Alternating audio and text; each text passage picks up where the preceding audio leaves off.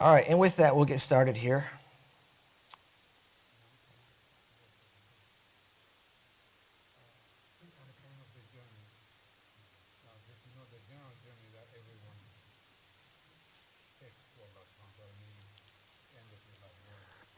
Mm.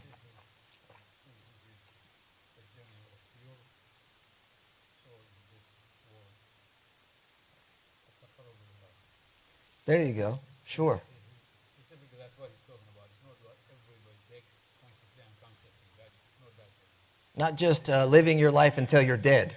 It's not just living your life until you're dead. The journey is making a sincere effort, right? The idea is to purify the heart of its sins and purify the nafs and the ruh, etc., so that you can draw near to Allah subhanahu wa ta'ala in this life and be near in the next.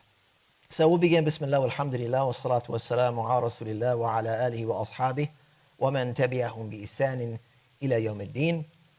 The author, we're going to jump right into the text here. The author begins and he says, Alhamdulillah, fatihi maghaliq al-qulub wa mutahhiriha min adran al-dhunub wa jadhibiha ila hadarat al-mahbub wa muthiri عزماتها بالشوق إلى أوطان القرب وأكناف مقاعد الصدق فهبت إليه بذلك كل الهبوب. So you'll note right away there's some type of rhyme to it. There's a little bit of a rhythmic kind of a feel to the author's words. Like for example, Alhamdulillahi fatihi maghaliq al-qulub وَمُطَهِّرِهَا مِنْ أَدْرَانِ الذُّنُوبِ. So you can see, of course, this is definitely a style that's used. And the idea behind this style is to draw the reader in and to keep them connected. I didn't try to do that in the English language. Okay?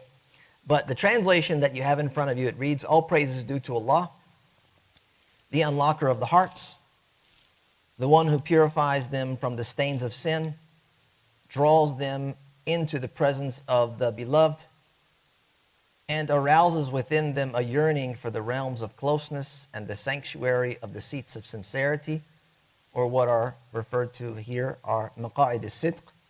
Thus they hasten to him with all devotion. So this opening line, we'll look at some of the highly packed concepts here. First, obviously, beginning with the praise of Allah subhanahu wa ta'ala. And this, of course, acknowledges that Allah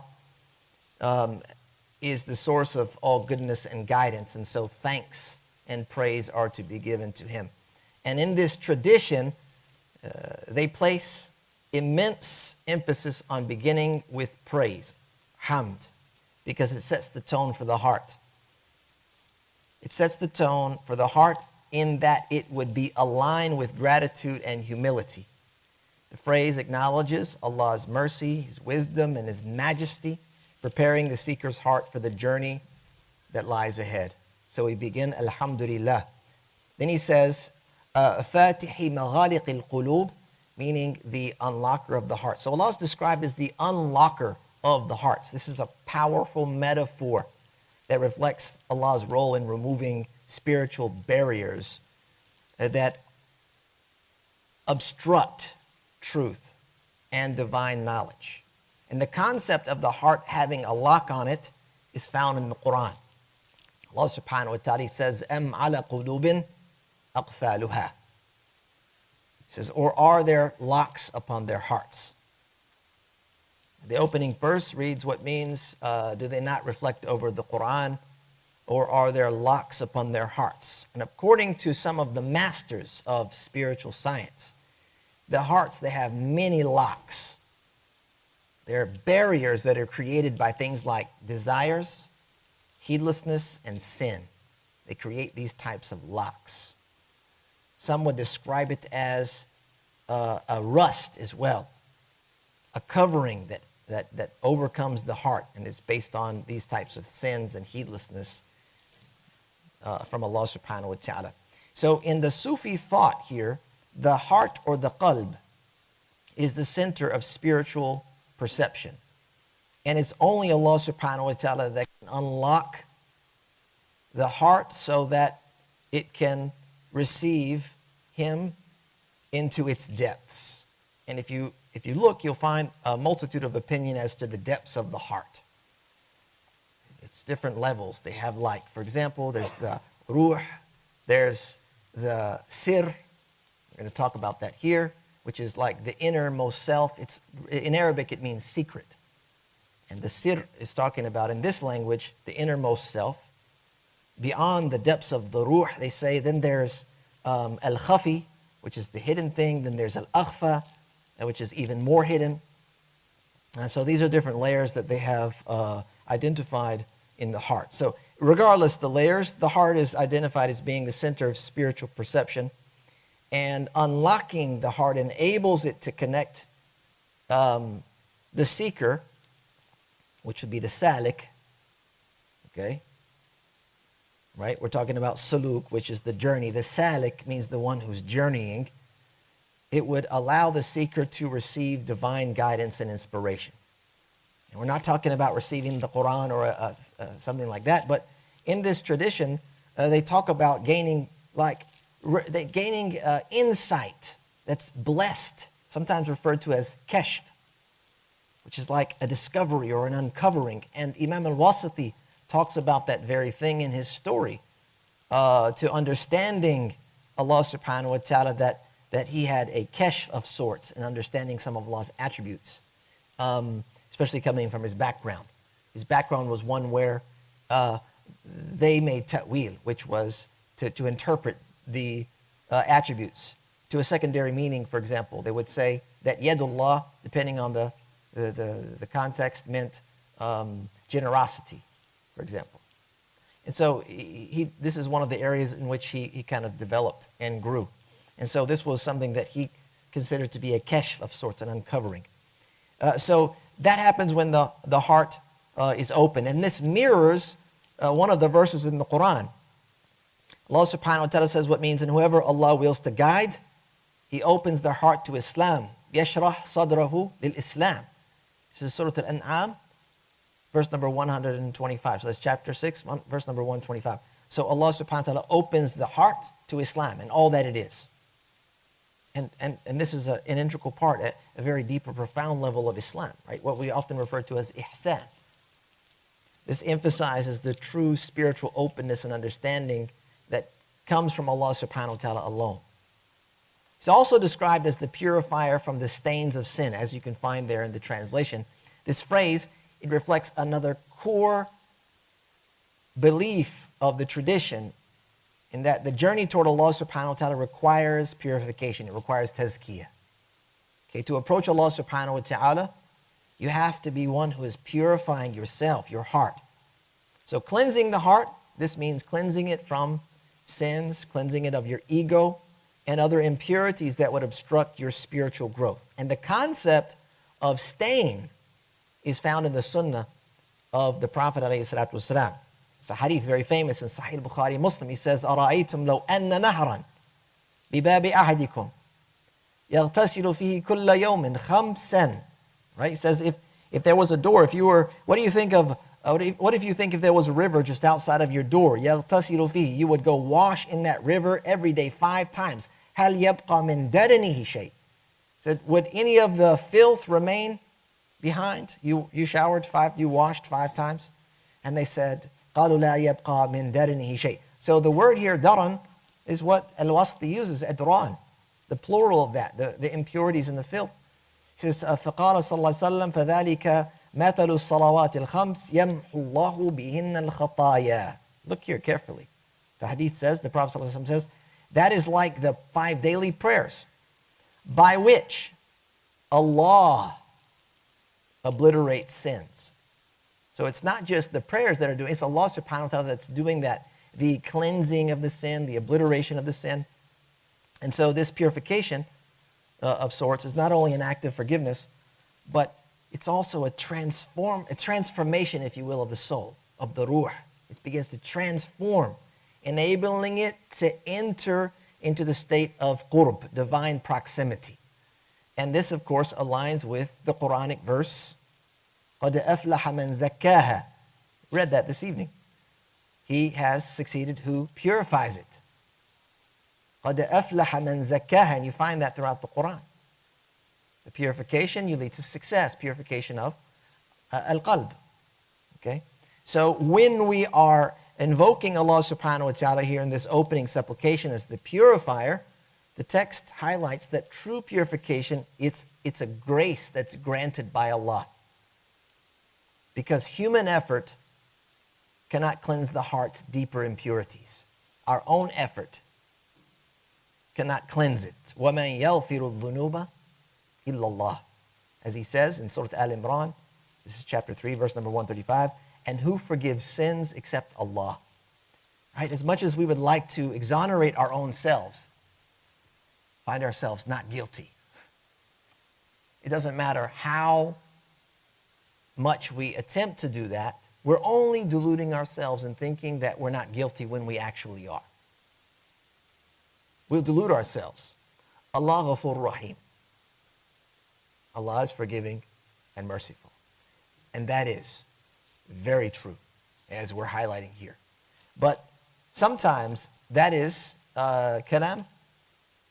What? Haq yuridu biha or yuridu bihi al-batil. It's a true statement intended for falsehood. In that I'll go sin and I'll just say, Allah Ghafur Rahim. Allah will pardon me. Overlook, Allah, you know. So we try and exonerate ourselves and forgive ourselves with these things, but the reality is Allah subhanahu wa ta'ala is the one that forgives, and it is a grace that He does so out of His infinite rahmah, His mercy. So that's an important part, a core tenet, if you will, of this particular way. The next thing is drawing near to the beloved and the yearning of the heart. As it mentions here, he says the phrase, which is draws them into the presence of the beloved. Draws them into the presence of the beloved. This is what جاذبها. He's the one that draws them in إلى حضرات المحبوب. Okay, so al-jadhb. This is another term that you can find among the Sufi scholars.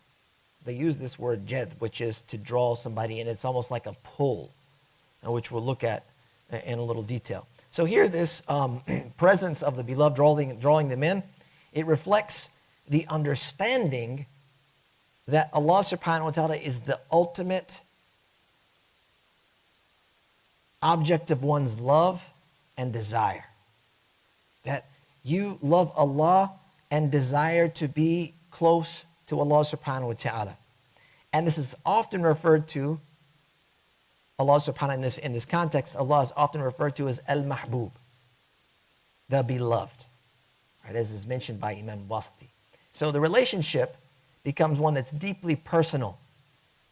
The relationship that you have with Allah subhanahu wa ta'ala becomes deeply personal and is characterized by a feeling of longing, which is what they call shawq.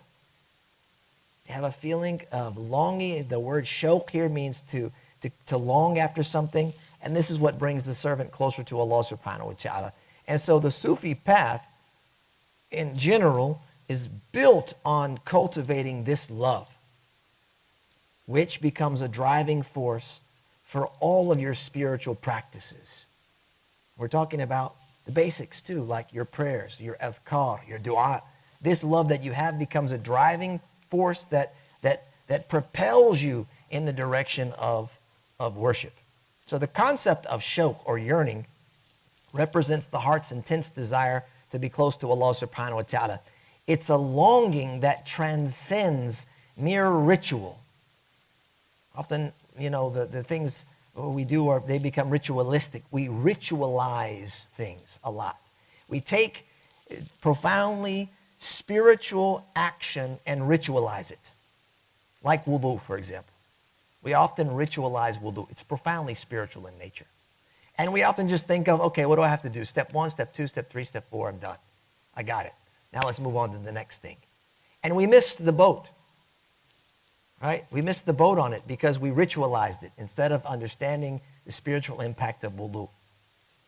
The deeper inner dimensions, if you will, which we've talked about in the past. The inner dimensions of what that is and what it entails and the impact that it has on the soul. The same thing goes with prayer. We can ritualize prayer. Okay, now I do step A, hands up. This is what I say. Hands down. What do I read? Boom, boom, boom. I'm done.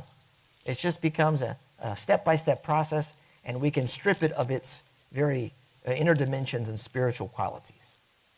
Right? So it's important to have this shauq, have this yearning driving you, so that it's more than just ritualistic behavior, but it's something that's very meaningful, that gets you to where it is that you want to be, in proximity with Allah subhanahu wa ta'ala. من كان يرجو لقاء الله فإن أجل الله لآت. Surah Al-Ankabut. Whoever hopes for the meeting with Allah, let them know that Allah's appointed time is sure to come. Right? So there's a qurb, this proximity, this meeting here. Certainly going to happen, Yawm al-Qiyamah, but can be a part of your life now on earth, where you are living a life close to Allah subhanahu wa ta'ala. So shauq, it originates in the soul's realization of Allah's presence and its own existential separation from Him. You knowing that you are separated from Allah creates that sense of yearning. I have to bridge the gap. And so this begins to emerge in you, this yearning, when you become aware of Allah's beauty and majesty. This is key. 2 key points. You become aware of Allah's jamal, which we translate as beauty, and jalal, His majesty. Recognizing you have a very deep need for connection with Allah when you can see these 2 things, al-jamal wal-jalal. Remember that, because Imam al-Wasti is going to bring that up. And it's not just because they rhyme together, but they go together in a very profound way. So the seeker will begin to experience moments of closeness in their prayer, in dhikr, and in other forms of spiritual practice. And these encounters, they kind of ignite this desire, the desire which is to maintain connection with Allah permanently, so that it's not fleeting. You don't have a moment here and a moment there. We just had this profound spiritual experience where you're like, wow, that was amazing. But that yearning is so that you can continue to have it over and over and again and regularly. And this aligns with one of the hadith Qudsi. So Allah subhanahu wa ta'ala draws close to those who seek Him. This fosters a very powerful connection that brings the seeker into, we're going to use this, okay, presence of the beloved. Hadith Qudsi says, إِذَا تَقَرَّبَ الْعَبْدُ إِلَيَّ شِبْرًا تَقَرَّبْتُ إِلَيْهِ ذِرَاعًا وَإِذَا تَقَرَّبَ إِلَيَّ ذِرَاعًا تَقَرَّبْتُ إِلَيْهِ بَاعًا وَإِذَا أَتَانِي يَمْشِي أَتَيْتُ هَرْوَلًا. And this is a Hadith Qudsi found in Sahih al-Bukhari. Okay? I'm going to translate it in a very crude way. When my servant draws close to me by a handspan, I draw close to him by an arm's length. Okay? And if he comes close to me by an arm's length, I will, dhira'an is a 4 arms length, I'm sorry, then I will draw near to him by the entire length of the arm. So the hand, this, and that. إِذَا أَتَانِي يَمْشِي. If he comes to me walking, أَتَيْتُ هَرْوَلًا, I will go to him running. Don't imagine, okay? Don't imagine that.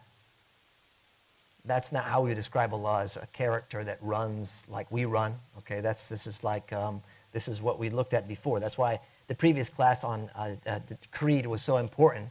And we're going to talk a little bit about that as a refresher soon. But here it's al-imrar, kama ja'at, like you just traverse over these. And you can understand in the context of the hadith in general what it means. Generally what it means is that Allah subhanahu wa ta'ala, when you draw near to Allah subhanahu wa ta'ala, then Allah will draw more. He will have this jadb. There'll be this what did I call it before? This pull.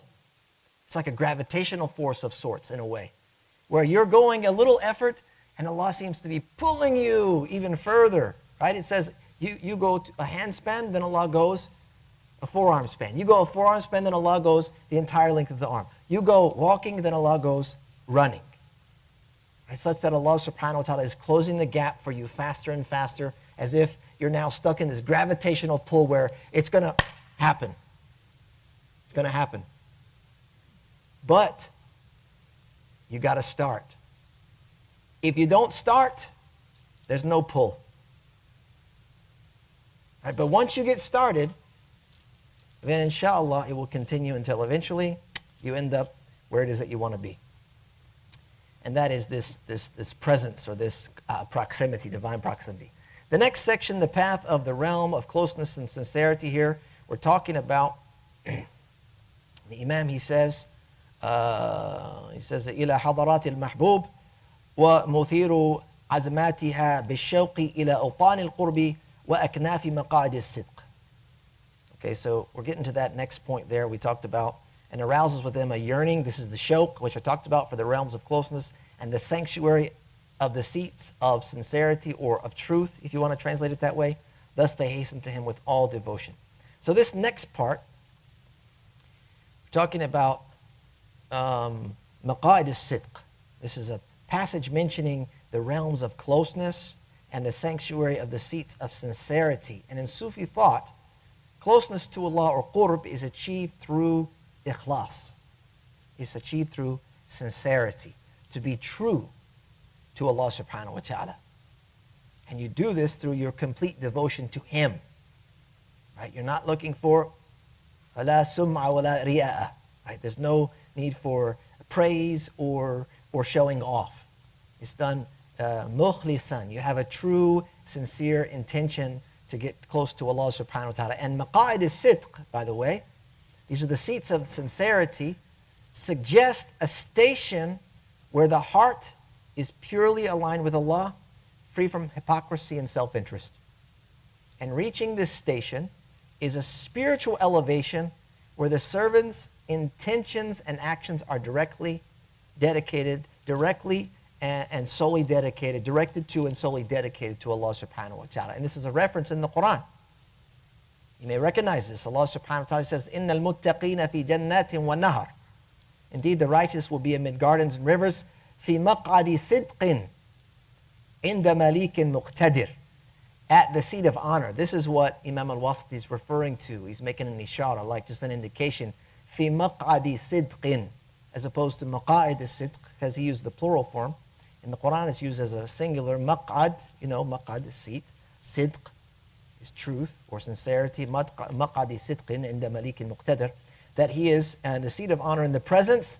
Inda. This is the qurb right here. This is that proximity. He's in this seat of sincerity. Inda. With presence. In the presence of malikin muqtadir. In the most powerful sovereign, as has been translated. Surah Al-Qamar.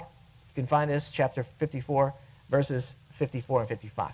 So the seat, by the way, if you look at the explanation of this, you'll find that typically this means in Jannah, that you'll be in Jannah. Okay? It's not just a place in Jannah, but it's a state of being, where one's sincerity has reached the level that it brings them into divine presence. And the scholars of this science view this as a state attained by the heart's relentless focus on Allah subhanahu wa ta'ala, which drives the seeker to fulfill Allah's commands out of love and reverence, and it's not limited to the hereafter, but it's something that can be tasted in this life through the heart's constant remembrance of Allah and sincere alignment with the divine will. Okay, so it's something that can be obtained according to the masters of the way. Right? Of course, something that is referred to as in Jannah, but also this, not place, but this, what does he say? It's like a state of being, if you will. And of course, he says they're hastening toward Allah with devotion. So this is the final line of this opening little chapter here, if you will. They hasten to him with all devotion. And this reflects Imam al-Wasiti's teaching that true devotion, and this is the azam, right? You have this determination, thank you. It compels the soul to hurry, to hasten toward Allah, and to do so by way of action. The action, again, driven by love, sincerity, and a sense of urgency. And in his view, the purified soul naturally moves with this level of intensity because of the desire to be close to Allah subhanahu wa ta'ala as described in the Quran when Allah says, فَفِرُّوا إِلَى اللَّهِ. So flee to Allah. Adhariyat. This is Surah Adhariyat. This is chapter 51, verse number 50. فَفِرُّوا إِلَى اللَّهِ. So flee to Allah, meaning you need to rush, you need to hasten, you need to escape, you need to run towards Allah subhanahu wa ta'ala. There's a sense of urgency, right? That all of this is propelling you in that way in a very quick and hurried state, if you will. So essentially this passage captures, this is a recap, right? So if all that was like, okay? If all of that happened and that you were the Matrix and it just, all of those shots missed, I didn't get any of them. I didn't hit you with a single one. And you're Neo in the thing to death, right? Here you go. Summary of this passage captures the transformative journey of the heart as it is unlocked, number one, purified, number two, drawn into divine presence, number three, and filled with a yearning for Allah's closeness. 1, 2, you see? There's a sequence here. It's like an arc of sorts. And many of the great imams of the science, they've emphasized these themes. And they've presented a framework in which the seeker is guided in a step-by-step fashion to surrender fully to Allah subhanahu wa ta'ala. And through each stage of unlocking your heart, purifying, drawing it near to Allah, and hastening the heart's devotion intensifies even more, ultimately reaching a sanctuary of sincerity. Right? In that protection, if you will, of maqa'id as-sidq, where you're now protected, where it experiences true peace and a real, genuine connection with Allah subhanahu wa ta'ala. I want to look a little more at that later on.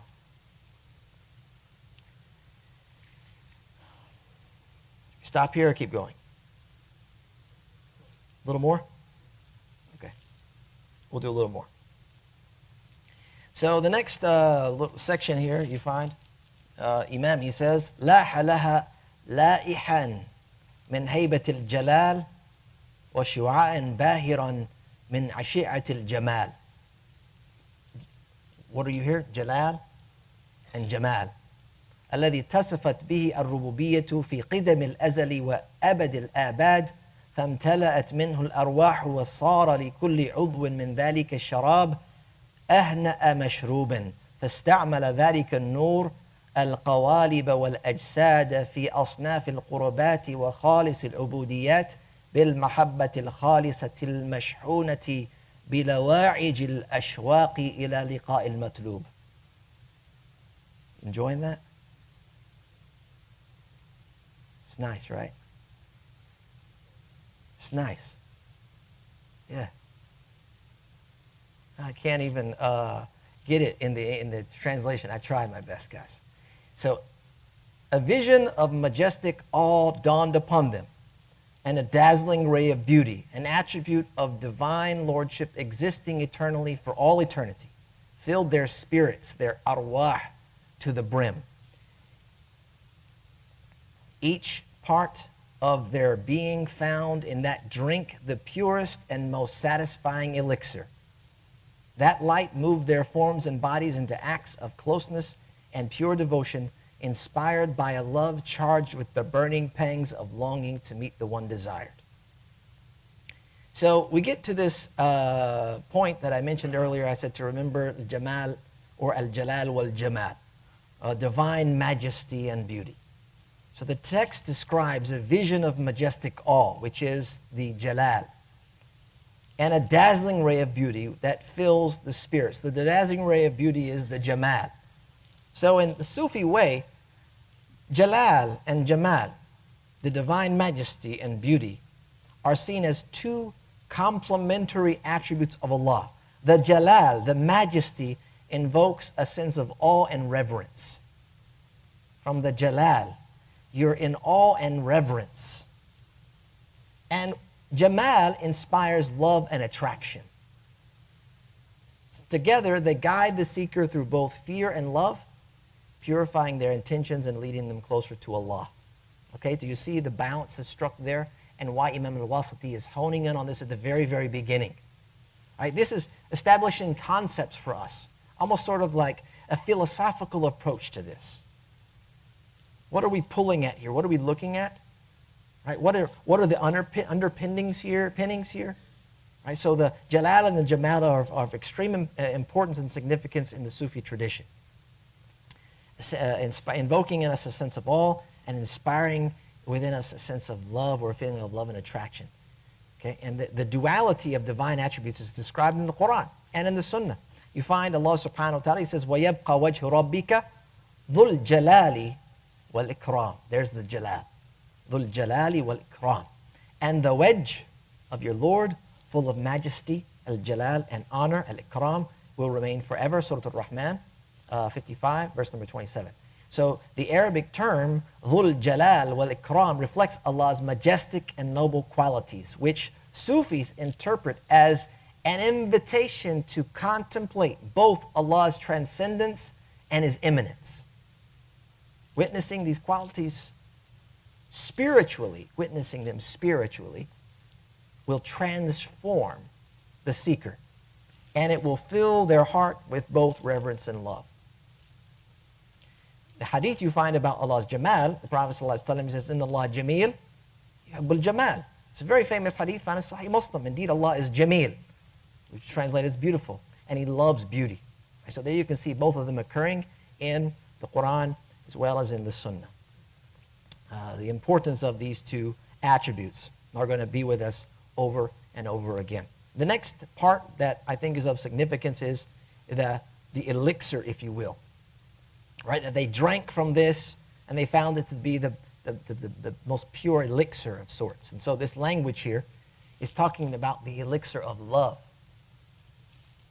This passage speaks of a drink, filling the spirits, filling the arwah, the ruh, filling it to the brim. This drink is likely a metaphor for mahabba, for love. As you can see in the context of this passage here. And in Sufi tradition, love is often depicted, it's often depicted as an intoxicating drink that nourishes the spirit and removes veils of the innermost self, meaning removing the veils from the sir, right, the deeper part of the heart. It removes those veils, this love of Allah, and it allows the seeker to eventually achieve a form of ma'rifah, or of gnosis, meaning awareness of Allah Azza wa Jal. So this is a central tenet in the pathway. And it's not understood merely as affection, as we would understand love for our fellow, I don't know, brother or sister in Islam, or family member, or our spouse, or our children, and a type of affection that we have towards them. But the love of Allah subhanahu wa ta'ala is transformative in that it can alter the seeker's inner state. It can have such a powerful impact that it can alter your life entirely. And it is the purest and most satisfying elixir, as he says, because it quenches the spirit's thirst for Allah subhanahu wa ta'ala, who is the true beloved. All right? And many people, this has been my kind of, I don't know, outlook for a while, is that everyone craves a connection with the divine. Everyone has it's like the body craving is for survival. Like the body craving basics to breathe. We will fight to breathe. You will fight to get that, you'll fight to get that gasp of air when you feel like your lungs have been emptied. And food and water, basic things you're going to fight over to get. And you find people fighting with their qalb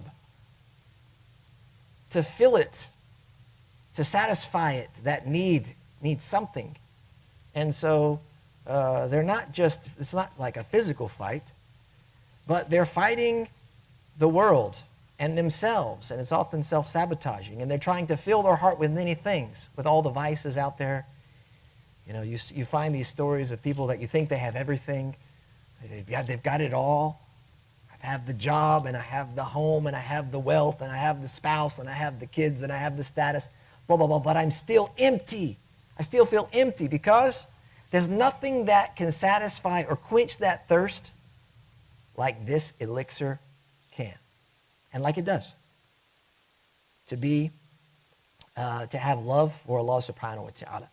And you can find the desire to possess this love in the sunnah of the Prophet sallallahu alaihi wasallam. It's been reported that he prayed, Allahumma inni as'aluka hubbaka wa hubba man yuhibbuka wal amal alladhi yuballighuni hubbaka.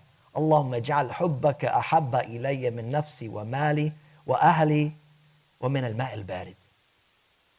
He says, oh Allah, I ask you for your love, the love of those who love you, and the deeds which will cause me to attain your love. O Allah, make your love dearer to me than myself, my property, my family, and to cold water. Right, out in the desert. Sunnah Tirmidhi. So here you can see the Prophet ﷺ, this supplication, showing this desire, this desire to possess such love. The Prophet ﷺ, through this, is guiding us on what our priorities should be. From what? Ij'al hubbaka ahabba ilayya. Make your love more beloved to me, min nafsi, from myself, wa mali, all my wealth. That doesn't just mean dollars and cents. It means anything of value that's in your possession. Anything of value. Wa ahli, and my family, wa min al-ma' al-barid. And of course, he talks about this light moving the forms of the body and their limbs to acts of devotion. And here we often refer to the divine light of Allah subhanahu wa ta'ala as an-nur. And in this passage, the light that moved their forms and bodies into acts of closeness and pure devotion represents the illumination that fills the heart through remembrance and devotion. Right? This illumination will fill your heart. And this happens through your remembrance of Allah and your devotion to Him. And the light, according to the Sufi tradition, is not merely symbolic, but they believe that through spiritual practices like dhikr, there's a light that's produced within the innermost self, again, in the sir, guiding the spirit towards acts that please Allah subhanahu wa ta'ala. And these acts of closeness and devotion, they are the movement of one's body into acts of closeness. And of course, it's described as being motivated by love charged with the burning pangs of longing. Again, this reflects the shawq, or that yearning that I talked about earlier, an intense longing to be near Allah subhanahu wa ta'ala.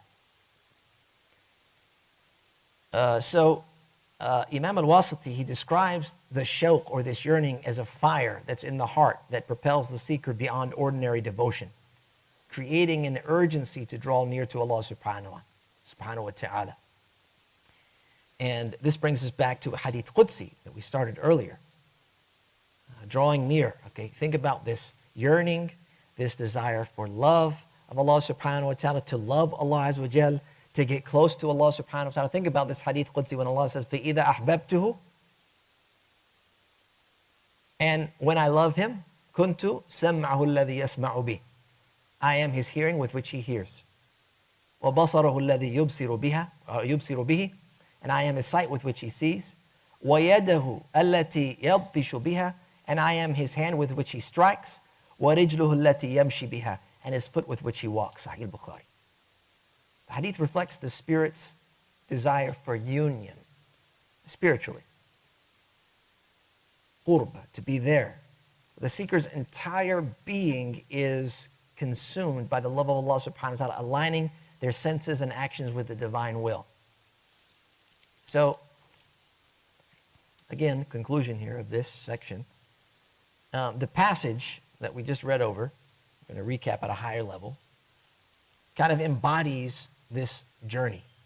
A journey of awe, of beauty, right? The journey of awe, al-jalal. The journey of jamal. The journey of mahabba, of love. The journey of shawq, of yearning.